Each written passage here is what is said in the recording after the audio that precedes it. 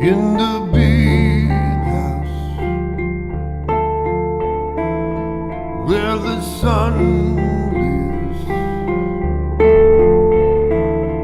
with the walls so white and blue, in the red soil all the green grows, and the winds, they blow across your face, they blow across. It's the time of the turning, the whole world's watching.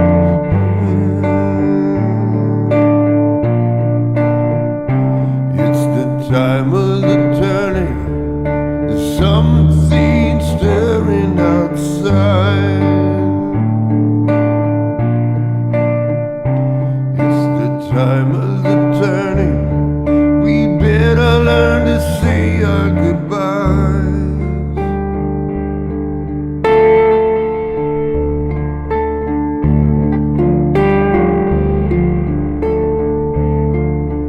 All the earth breaks like a stale bread,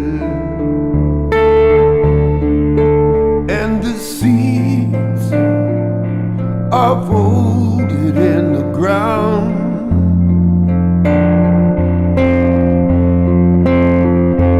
Oh, the sun pours, then the rains fall, while the roots, they reach out through the soil, they reach out through the ground. It's the time of the turning, there's something stirring outside. It's the time of the turning, the whole world's falling, nothing we can do about the next imagine. It's the time of the turning, we better learn to say our goodbye.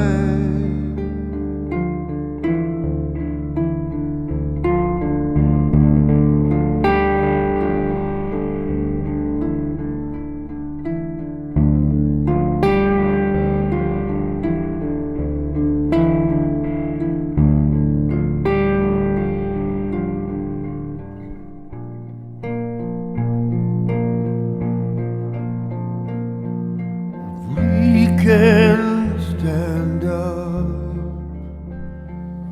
when all else falls down. We'll last through the winter, we'll last through the storms, we'll last through the north winds that bring down the ice and snow. We'll last through the long nights to the green fields growing again, growing again.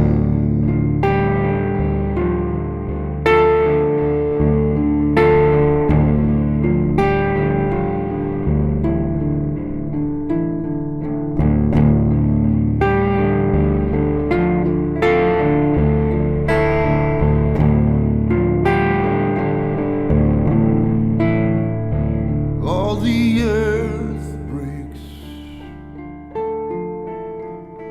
like a stale bread,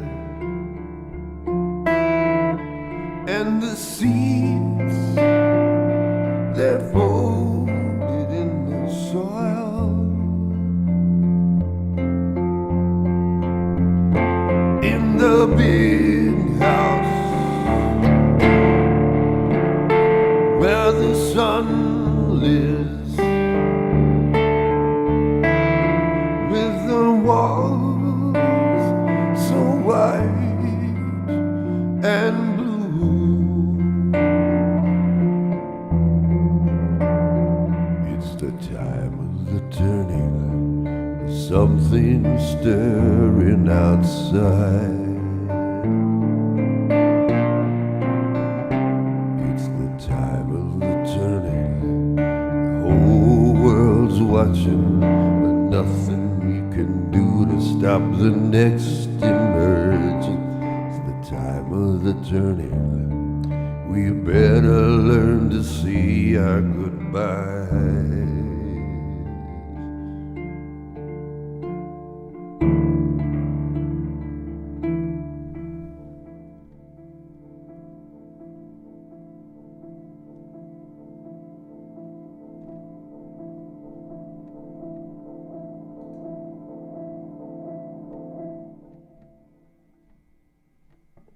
Good morning, I'm Walter Parks. That was a Richie Havens, my version of a Richie Havens version of a song by Peter Gabriel. Richie did it on Peter Gabriel's OVO album in the year 2000. I played that today, or started with it, because since I've seen you last, the anniversary of Richie's birthday has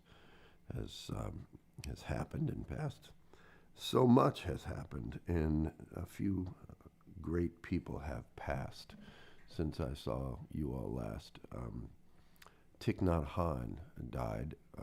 He would probably not say that he died.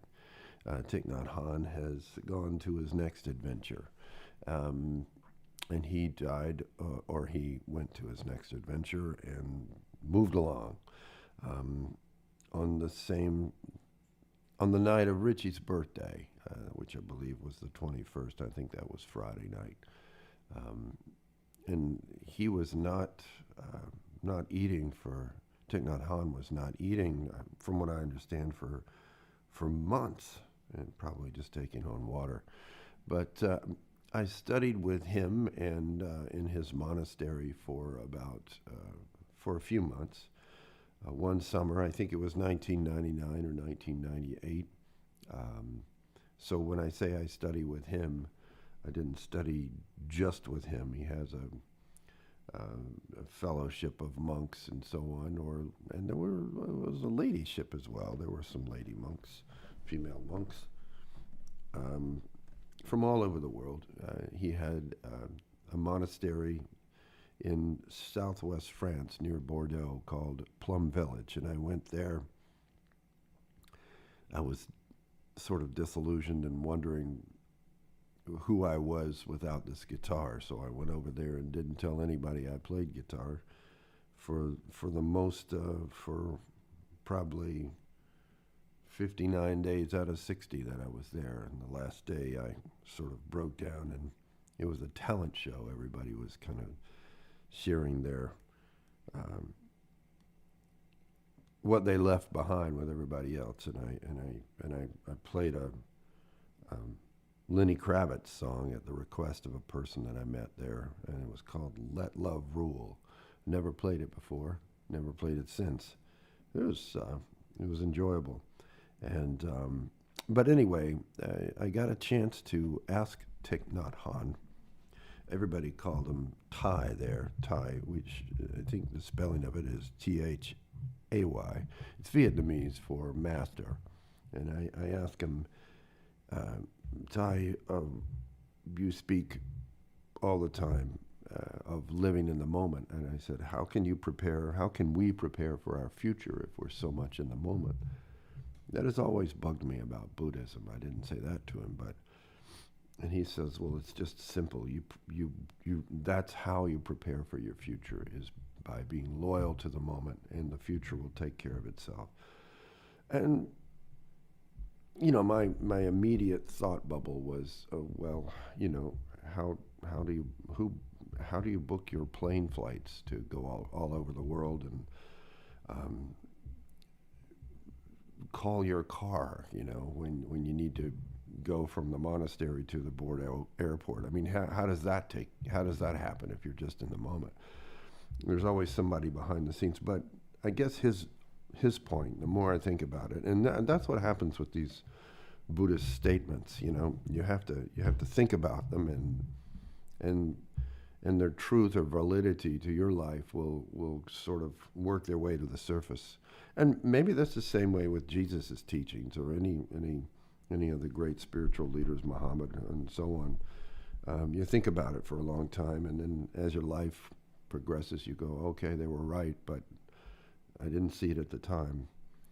And, you know, at the end of the day, Thich Nhat Hanh got his plane flights booked, and he got his rides to the airport. And he did it by tending to his work. He did it by tending to his spiritual matters and sharing that with the people who were in his immediate circle. And people came along, people came into his life and said, I want to help you. And then off he went around the world. And I mean, I'm sort of really giving you cliff notes of, and they're probably not that accurate, of his story. I think he was a Vietnamese monk who essentially got exiled, I think, during the time of the American-Vietnamese War, and ended up in France and started this monastery. It's a fascinating story, but anyway, I'm going to lean in and take a look at some of the comments here. Becky's with us, Ray's with us from Toronto, and it's always good to see you all. Stephen Baker's here. Stephen, how are you? It's always good to see you as well. It inspires me to see some familiar faces in the chats. I'm going to take my glasses off because I'm not having to look at the guitar. I was very, very sick the last 2 weeks, and I just had to bail. It would have been pitiful for me to try to go on the air. As far as we know, or officially, I didn't have the COVID, but some of the symptoms were COVID-like, and I got tested 3 times during a 3 or 4 day span, and I think the last time I got tested, I was arguing with the lady. I was like, there's no way I don't have COVID. What's going on? But I'm happy I didn't. It was just the worst cold I've ever had in my life. It just knocked me silly. And but I'm glad to be back on the live stream routine. I feel like I want to share with you another song that Richie Havens did. And this is one that we rarely played, and maybe, I think Richie was phasing out of it when I joined him. I joined him around 2000, something like that, or beginning of 2001, and stayed with him for about 10 years. And Richie had played an old spiritual. He loved the spirituals. Essentially, his song "Freedom" was, or at least the meat and potatoes of freedom came from "Motherless Child," an old spiritual. So when anytime Richie would kind of tread water, so to speak, and say, "Wow, I gotta save myself here," he leaned into the spirituals, and that's what they're there for, you know. And in the case of Woodstock, he leaned into motherless child and combined that with the words freedom, and off he went with a song and a career. He also played another song. It was an old slave code song called "Follow the Drinking Gourd." And I pitched that song in a version that I did, which is largely based on Richie Havens' version, to my colleague, my partner, Stephen Williams, who's a drummer and a producer of a record that we just finished called Walter Parks and the Unlawful Assembly. And maybe Margot can put that link up. A lot of y'all know about it. A lot of you have it. Really, really proud of that record. But this is from that record. Loosely, it's a story of slaves escaping down in the southwest Georgia, southwest Alabama, southeast Mississippi area, making their way up the Tombigbee River and walking up that thing for a whole year so that they could cross the Ohio River ultimately and walk across it and be into Illinois at that point, and ostensibly free. And so anyway, I think some historians are unsure of the location of where all that took place, but even if you just for a second think about the plight of those folks who had to time their walk a whole year, leave in December in the cotton fields down in Mississippi and Alabama, leave in December so that by the time you get all the way to northern Mississippi, it's also December a year later. And so anyway, let me tune up and play this one for you.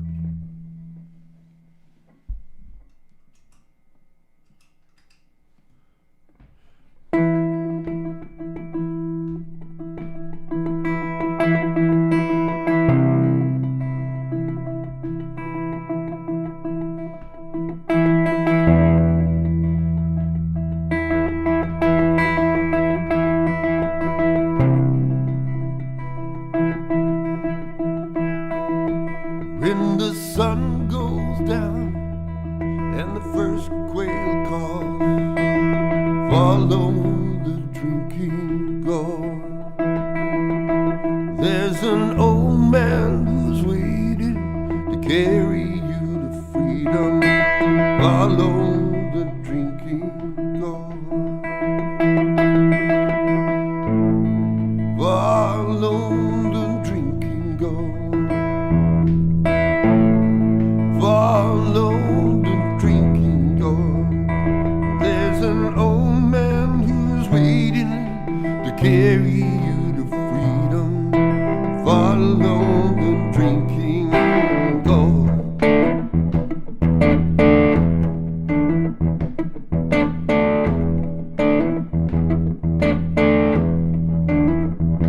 Well, the riverbed makes a mighty fine road. Follow the drinking gone. Use a left foot, back foot, follow it on. Follow the drinking gone. Follow the drinking gone. Follow the drinking gone. There's an old man who's waiting to carry you to freedom. Follow the drinking gone.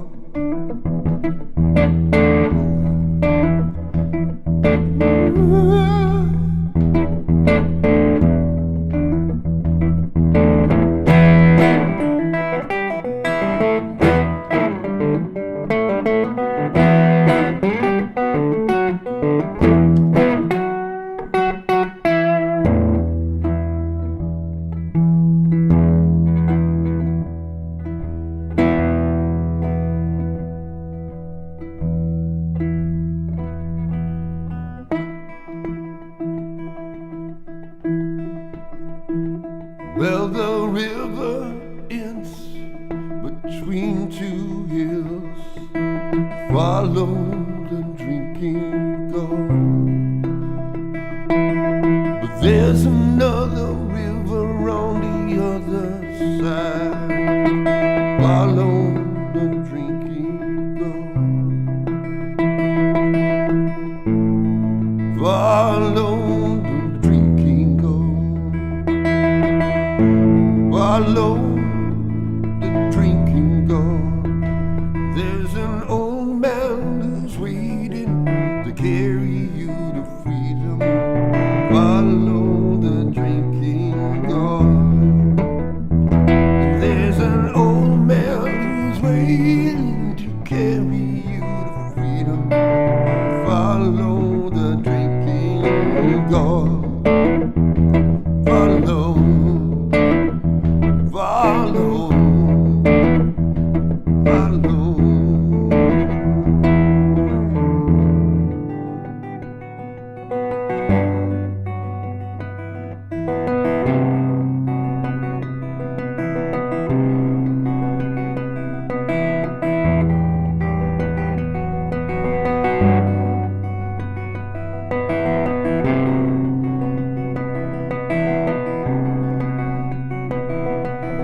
Follow, follow, follow the drinking go. Follow, follow, follow the drinking go.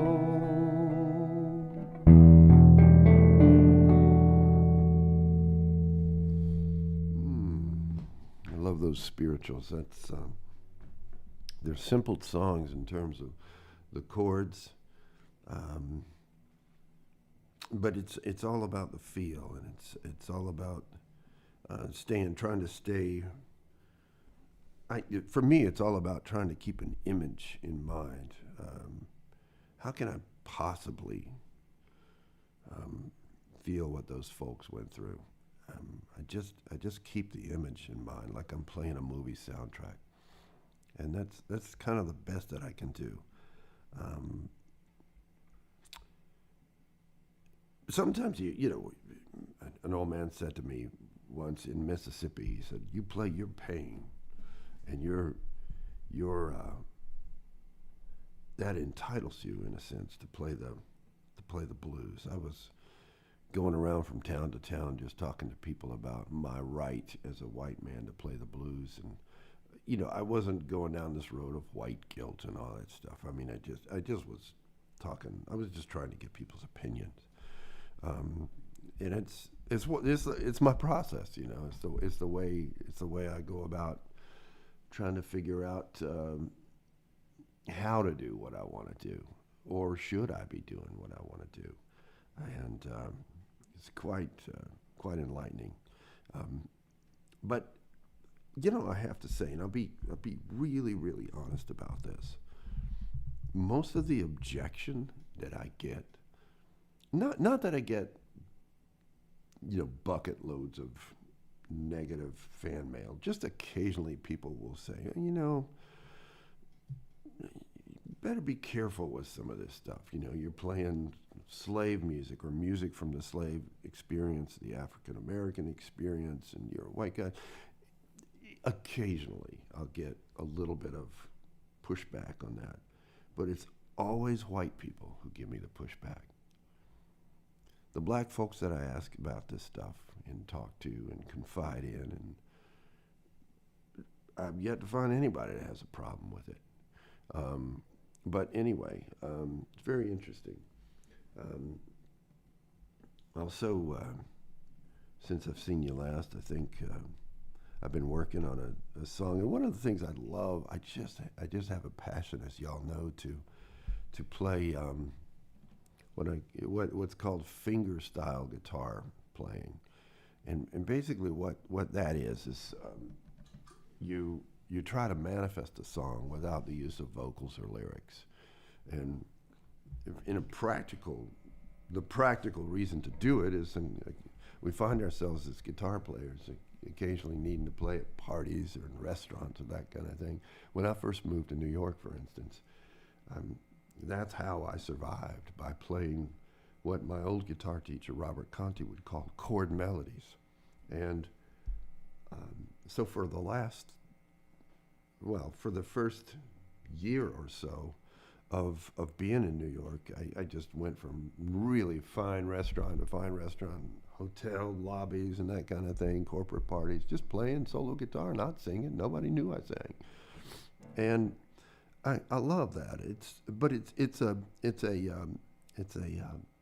they call it? An acquired taste, and sometimes I'll just wonder, it's like, what? How can people not be paying attention to this music when I'm playing it? But you know, you think about the guy who paints miniatures or something, or my father, I think of him, he was a model railroader, and he would spend hours fabricating the rails on the side of these train engines. No one would ever appreciate that unless they were a model railroader, or in my case, I appreciated it. I appreciated the detail. But there are many things in life that are just not appreciated by the masses, and you have to get at peace with that. And my father used to ridicule me or satire me, because when I was young, I wanted to be happy. That's all. That's what I wanted to be. And he would tell me, Walt, the pursuit of happiness is absurd. It's just ridiculous. Don't waste your time with that. And he would leave it at that. But as I've gotten older, I've realized I'm not saying that that's right, but I kind of got where he was coming from. What he was saying without saying is like contentment. Contentment, I think, is or I'll just say, I think for me, I figured that contentment is really sort of more something I can take to the bank, so to speak. And happiness is like, it's like, for me at least, it's accidental. It's like every now and then I do something really well, and then I'm happy about it. Or every now and then my wife and I'll be by some stream and having parked there the night before. We wake up in the morning, you can hear the wonderful running water, and our dogs are there, and we've got hot steaming coffee, and those are moments of happiness. But this concept that you're just going to be perpetually happy, I think is a crock of, waste. And so I'm sounding more and more like my dad as I move through my life, but I think contentment can be extremely useful, and it can be perpetual. And I don't know. It's certainly something I can work on, and I feel like achieve, and I'm getting there. And I got up, as I do every morning that I do these broadcasts, at about 5:30 or 6 in the morning, and I work, find a guitar, and I start working out things that I'm going to do. And I've been having this desire lately to kind of get my second solo record done. And just my wife Margot has been urging me to do it for years.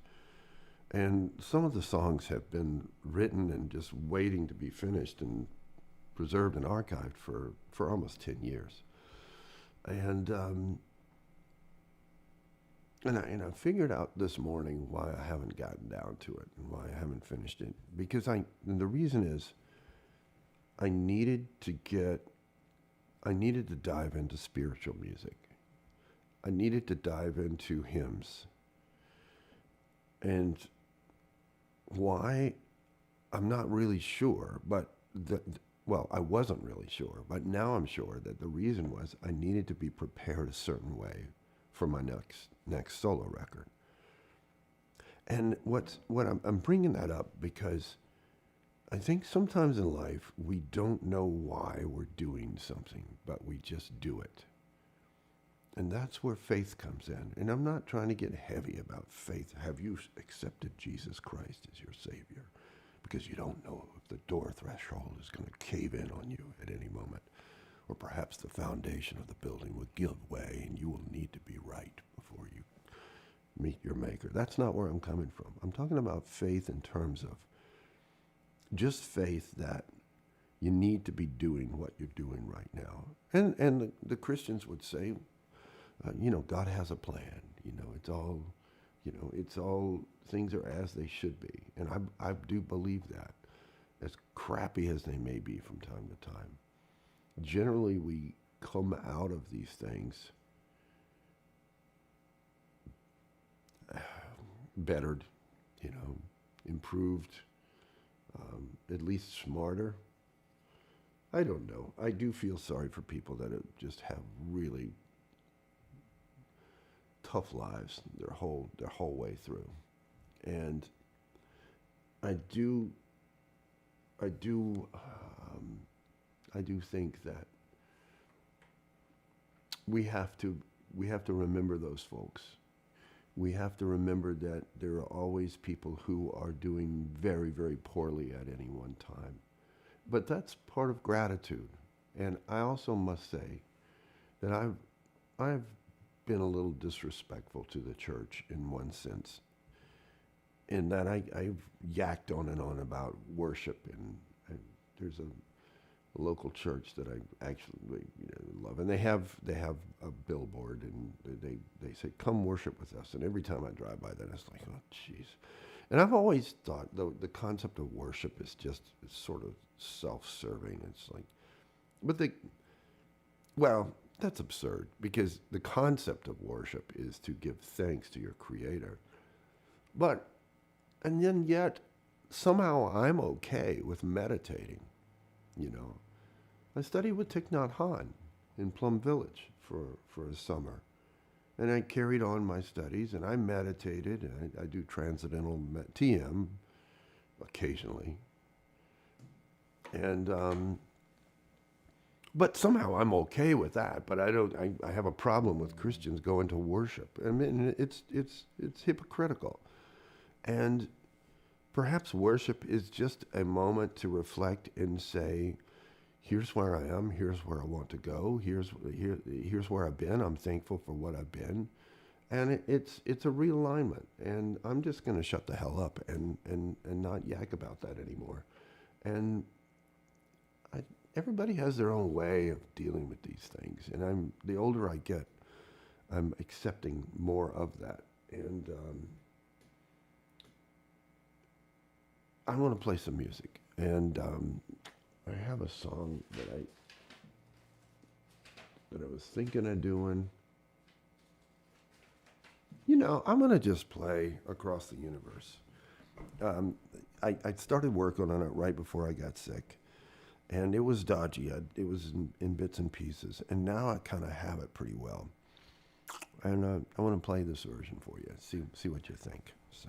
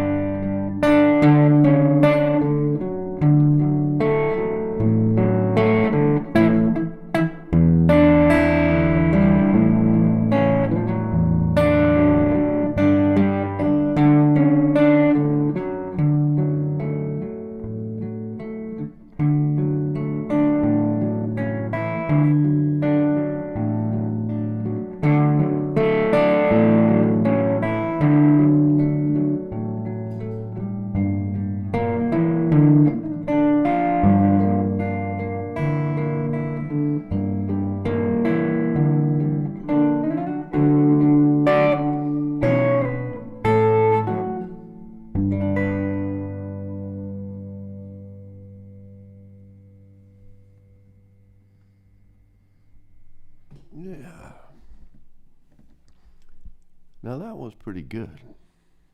And I'm saying it's pretty good because a lot of times I come on the broadcast and I miss the mark. And I say I miss the mark. And then people will write me, and people that are friends and fans or whatever, and they go, don't admit your mistakes too much. It insults the audience. And, I respectfully will say that I don't believe it does insult the audience to admit my mistakes, because I'm going to come up one day and I'm going to say I did a good job on that. So it all offsets itself. And I believe that it's actually would be more insulting to the audience to say, or to not say anything, or to just say, okay, yeah. And I might have missed 2 or 3 notes. The point is, this is a workshop, and life is a workshop. And I want to encourage y'all to take the risk, take the artistic risk. And that song tortured me a little bit. And in different parts of the development of that song for me, I played it on the air. And I've probably been playing it now over the course of 3 weeks or 4 weeks in various states of disrepair. And my point is, I wanted to show y'all how it kind of beat me up a little bit. And because I knew that someday I would get it. Now, I got a lot of stuff going through my head on these things. And I do have doubts. I have doubts about the wisdom of spending this much time on a 3-minute song. A 3-minute Beatles song took me 3 weeks to get that, to be able to perform that well. And this morning at 5:30 in the morning, I said, time well spent. Time well spent. And I didn't have faith 3 weeks ago. I had all this garbage going through my head. It was like an albatross sitting on my shoulder the whole time I was trying to learn it. Couldn't you be helping people? Couldn't you be doing something that more assuredly made money for the family? All this nonsense and crap. And anytime I would bring this up to my wife, she'd say, just do it. Just do it. And I love her for that. I love her for the encouragement, and I think that she has a big picture mentality and a big picture concept, and a lot of times I just don't. And we're very fortunate that she can tell me that. I'm. So anyway, I hope y'all enjoyed it, and put the time into it.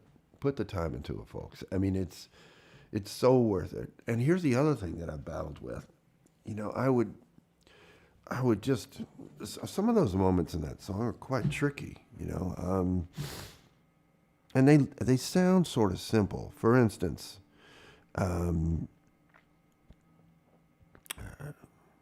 well, let's take the chorus.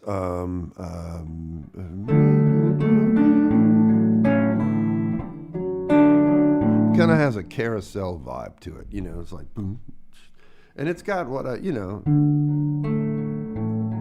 kind of a back and forth on the bass.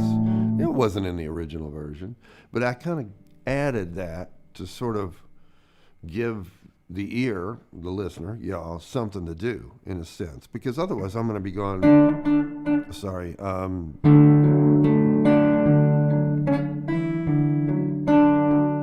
so I mean, it doesn't have a whole lot of color. Listen to that again.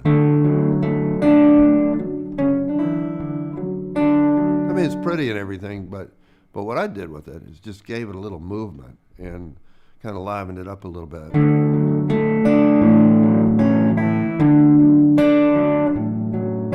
Now, another thing I did is I slowed it down a little bit. John Lennon on the original version's kind of booking it. He's going like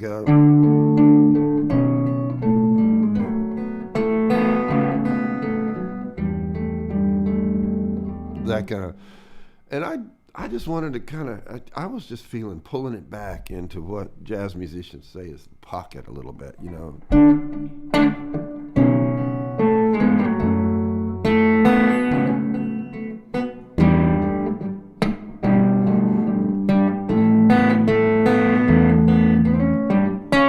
that kind of a place. I don't want to play it faster. I'm doing my own version of it. And I learned, it was one paramount thing I learned from Richie Havens in all my 10 years with him is when you're going to cover a song, the most respect you can give that original artist is to just do that song your own way. Do not endeavor to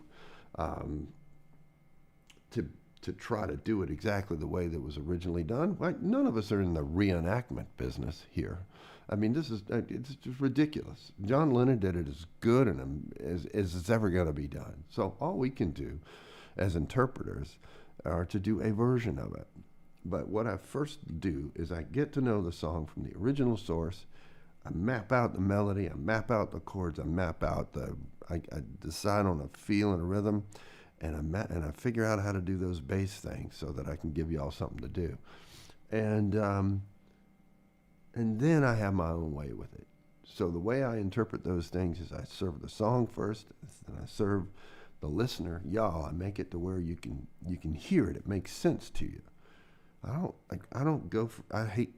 really detest, I don't like free jazz because it's like, to me it just seems such an exercise in the self. It seems all about the musician and the audience be damned.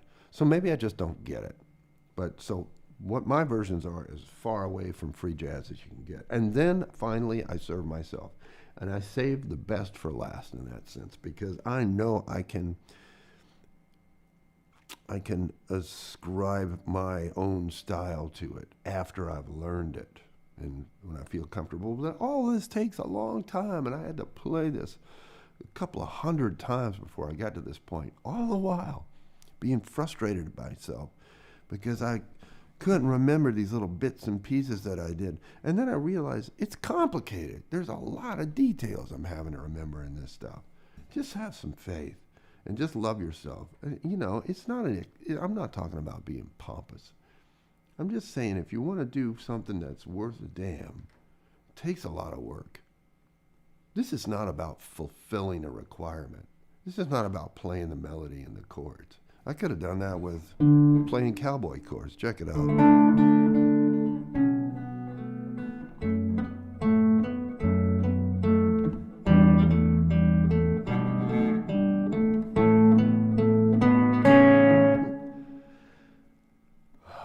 Yawn. Give me a break. So, you know, we are all better than that as artists. If a cowboy chord is all you know, fine. I'm not being disparaging of that. But do something with effects pedals. You know, mess around with the style and the rhythm. You know, make it different. You owe it to us, the listener, and you owe it to yourself, and you owe it to the composer. Anyway, enough preaching. I love my wife, let me tell you. I love my wife steadfastly, but I have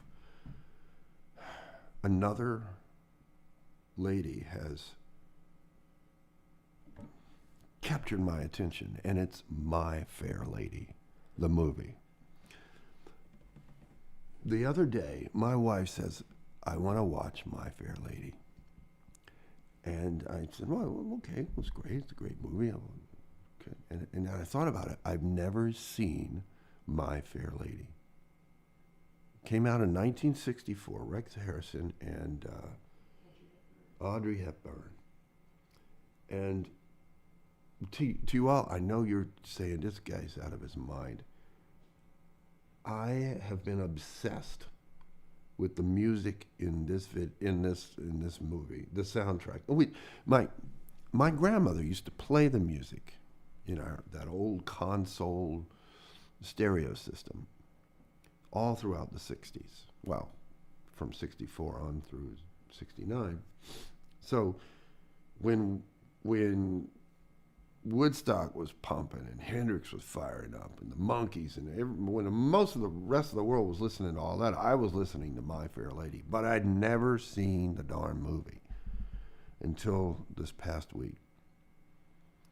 And it is, I'm overcome with the grandeur And the music means something deeper to me, and now that I've seen the movie. And I want y'all to tell me what's your favorite song from My Fair Lady, because I have a favorite song, and it's not the one that most people. It's not the most popular song in My Fair Lady, but just take a second. You guys probably know the movie way better than I do because you've seen it, and my wife had seen it. She knew every interaction. Like I'm not talking about the music. She knew what people were going to say when they said them. The way I used to know the Wizard of Oz when I was a kid. She used to watch My Fair Lady, not once a year. She would watch it every month or something. I don't understand how that can happen to a person who was her age. And my wife is much younger than me, but yet she grew up on My Fair Lady. Anyway, can you all, the cards and letters are starting to come in. Let's see what people are saying. Nobody has written us about My Fair Lady yet? Oh my gosh, is anybody out there? Yeah. People are listening? All right, well, I'm going to tell you what my favorite song is. I'm not going to play it because I'm not ready to play it, but I'm going to play it in the weeks to come, and I'll probably do it just the same way I did Across the Universe. Fledgingly, if that's a word. It will not be done very well until maybe 2 or 3 weeks in. But my favorite song in My Fair Lady is the first song that I learned to play solo guitar chord melodies on.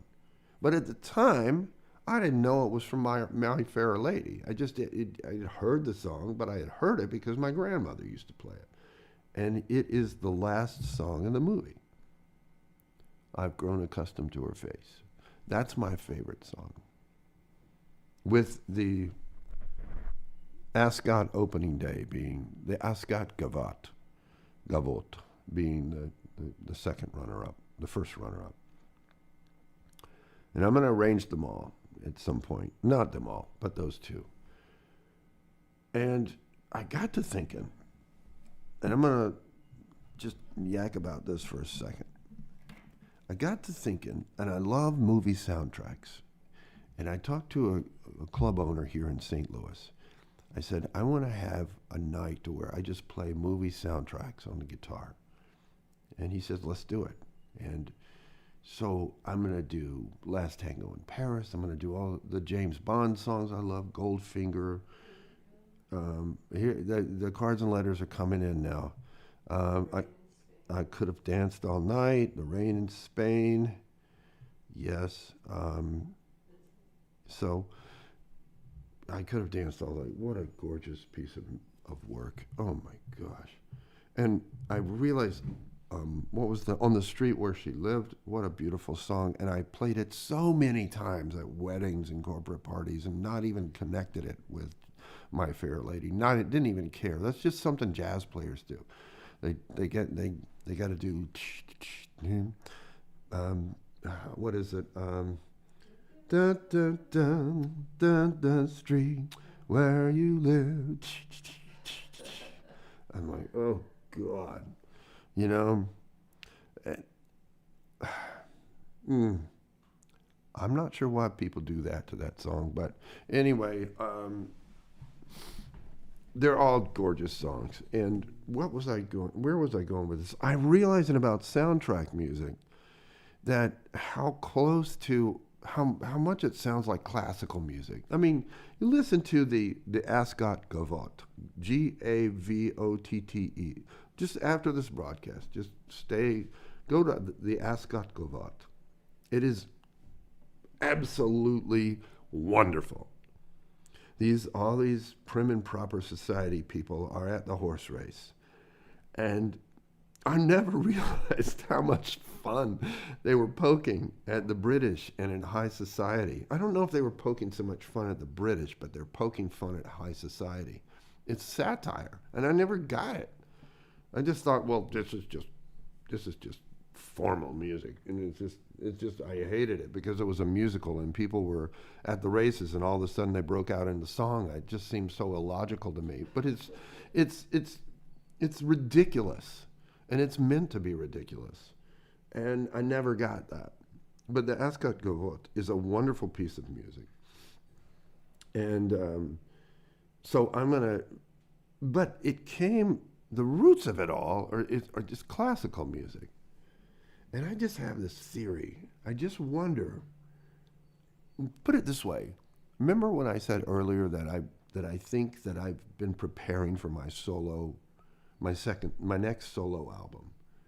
The last one I did in 2005 or something. So it's about darn time. I think I've been learning these spirituals and hymns in preparation for that.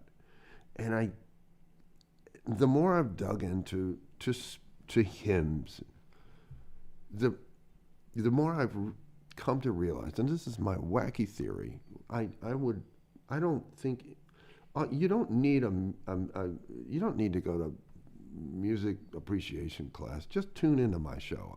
This is to teach you all you need to know here. No, I'm just kidding. I think classical music was white Europeans' version of getting tired of hymns. They needed more. They were bored. It was the result of people being bored harmonically. Composers, musicians, bored harmonically with hymns. And on the other side of it, I'm taking a leap here, and you guys can tell me I'm out of my mind, but I think jazz music was black folks' version of getting not so much bored with spirituals, but needing something musically more interesting. So with spirituals and the blues, jazz music came from spirituals and blues music, and it was just an extension of all of it. It was a harmonic adventure. And I think the problem that I have with classical music is just the name of it, because it's a value oriented name. It's classical. That means like fundamental, like glorious. I don't know if it's properly an adjective. I mean, it's not when you use it in terms of classical music. I guess it is very classical music, but it's descriptive, but it implies a place in the pecking order, and that's why I think it's mistakenly named.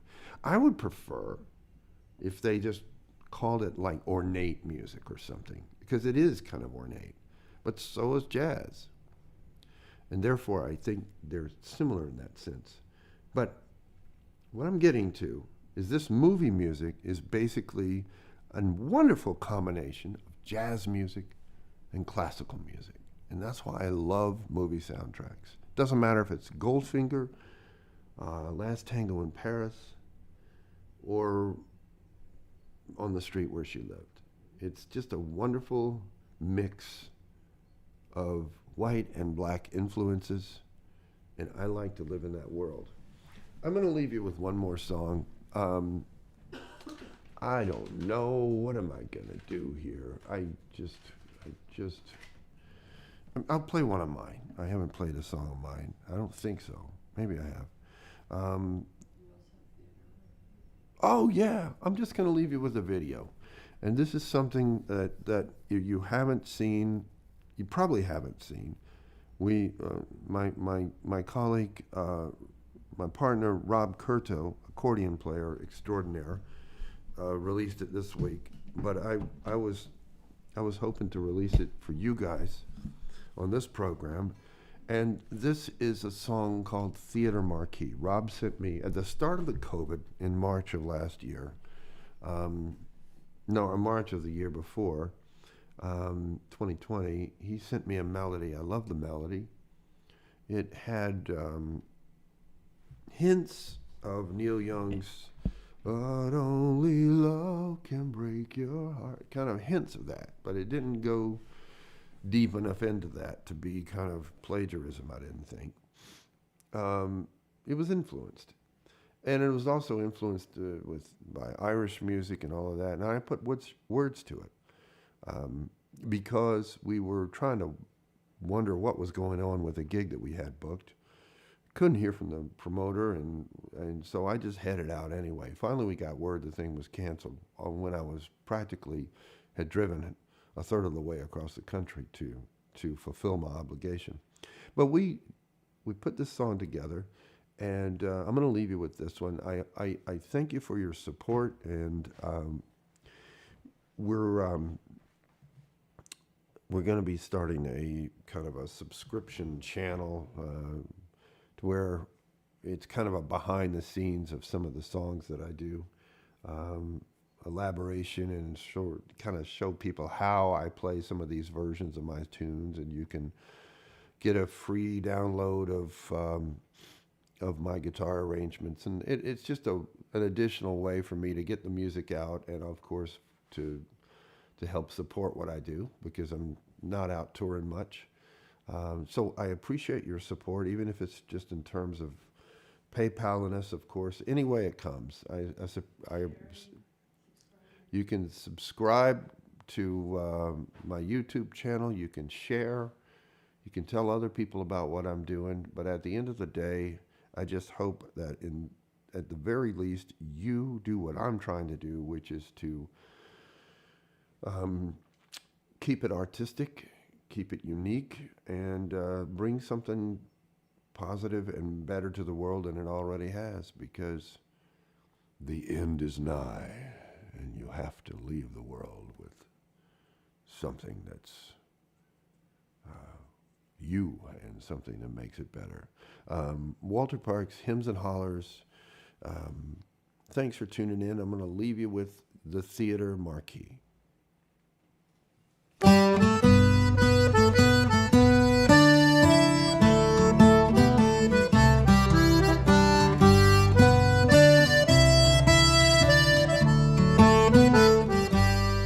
Well, they're missing letters on the theater marquee. Nothing where my name should be. I'll be playing for Lord only knows. Hell, I just suppose I have traveled against the prophecy. Traveling will mean the death of me. I travel for Lord only knows. Hell, I just suppose I play for one guarantee, certain uncertainty. When I fall, I go on with my show. So I play where I must, until gold or until I bust. For Lord only knows, hell, I just suppose I'm gonna love, and should the crowd should come for me, I ain't gonna beg for mercy. I'll love until Lord only knows, hell, I just suppose I'm gonna live until the living bury me. Two on the way can carry me. Live until Lord only knows, hell, I just suppose. Ain't no lights on no stage, holds a candle up to my babe. She shines through highs and through lows. She says play where you must, until gold or until we bust. For Lord only knows, hell, we just suppose. You think we're suffering, we ain't seen nothing. This ain't slavery, starvation, this ain't war. Has the crown of creation come down on this nation that is too great to fall or ignore?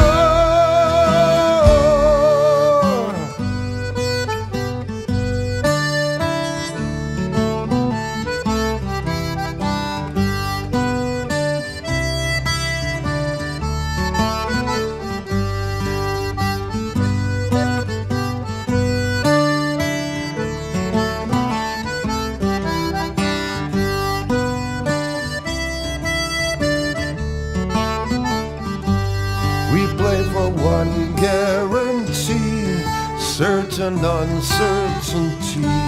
When we fall, we go on with the show. So we play where we must, until gold or until we bust. For Lord only knows, hell we just suppose. Now they've written letters on the theater marquee, sorry closed indefinitely. We'll be playing for Lord only knows, hell we just suppose.